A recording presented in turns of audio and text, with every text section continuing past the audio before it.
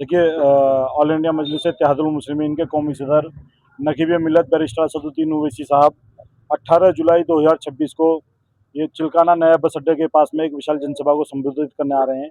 उसी के सिलसिले में प्रोग्राम हम लोग लगातार नुक्कड़ सभाएं कर रहे हैं। उसी सिलसिले में आज यहाँ वार्ड नंबर 67 के अंदर नुक्कड़ सभा थी, इसलिए हम लोगों का यहाँ आना हुआ। देखिए, हम लोग 200 सीटों पे चुनाव लड़ने की तैयारी कर रहे हैं, जिसमें सहारनपुर की सारी सीटें हैं। 2027 का चुनाव मजलिस इत्तेहादुल मुस्लिमीन पूरे मजबूती के साथ चुनाव लड़ेगी, जिसके लिए हमारे कौमी सदर और हमारे सूबाई सदर इस बात का ऐलान कर चुके हैं कि हम लोग, अगर कोई हमें अलायंस में नहीं लेता है तो उसके बाद हम लोग 200 सीटों पर चुनाव लड़ेंगे। जो लोग ये इल्ज़ाम लगाते हैं, मेरा आपके चैनल के माध्यम से मैं उन लोगों से कहना चाहूँगा कि भाई, अगर हम बी पार्टी हैं या बी टीम है आपके हिसाब से, तो आप हमें अलायंस में ले लीजिए। आप हमें अलायंस में ले लीजिए, खत्म कर दीजिए ये इल्ज़ाम भी। आप हमें अलायंस में क्यों नहीं लेना चाहते?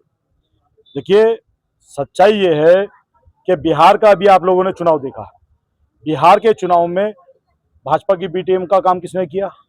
कांग्रेस पार्टी ने। अभी आपने बंगाल का चुनाव देखा, सारी सीटों पर कांग्रेस पार्टी चुनाव लड़ी, भाजपा को जिताने का काम किसने किया? कांग्रेस पार्टी ने। दिल्ली का चुनाव आपने देखा होगा, दिल्ली में सारी सीटों पर कांग्रेस पार्टी चुनाव लड़ी और आम आदमी पार्टी की वहां जबकि सरकार थी, आम आदमी पार्टी को हराने का काम किसने किया?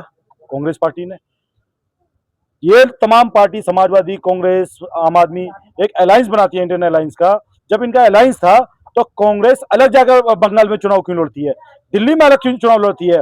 जब हरियाणा के अंदर चुनाव होता है तो आम आदमी अलग जाकर के चुनाव क्यों लड़ती है? जब मध्य प्रदेश के अंदर चुनाव होता है तो समाजवादी अलग जाकर के चुनाव क्यों लड़ती है? ये मुसलमानों को बरगलाने का काम करते हैं, मुसलमानों को गुमराह करने का काम करते हैं। लेकिन उत्तर प्रदेश का मुसलमान, उत्तर प्रदेश की अवाम इस बात को समझ चुकी है, इन लोगों के बहकावे में नहीं आएगी। इस बार 2027 में अगर इन लोगों ने हमारे अलायंस में लिया तो अच्छी बात है, नहीं लिया तो 200 सीटों पर हम लोग मजबूती से चुनाव लड़ने जा रहे हैं, जिसका ऐलान हमारे नेता कर चुके हैं।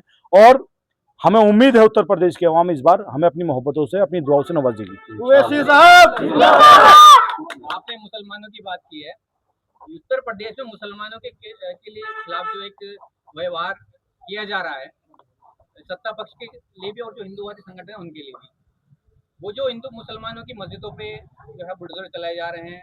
अब से पहले बाबरी मस्जिद के बाद, उससे पहले किसी मस्जिद पे इस तरह से बुलडोजर आसानी के साथ नहीं चलाए। प्रशासन अवैध बताकर जो मस्जिदें सालों से जो है वहाँ पर नमाज हो रही है, उनको बुलडोजर किया जा रहा है। उस पर क्या कहेंगे? और ओवैसी जी मुसलमानों की बात करते हैं, यूपी में आकर चुप खामोश क्यों है?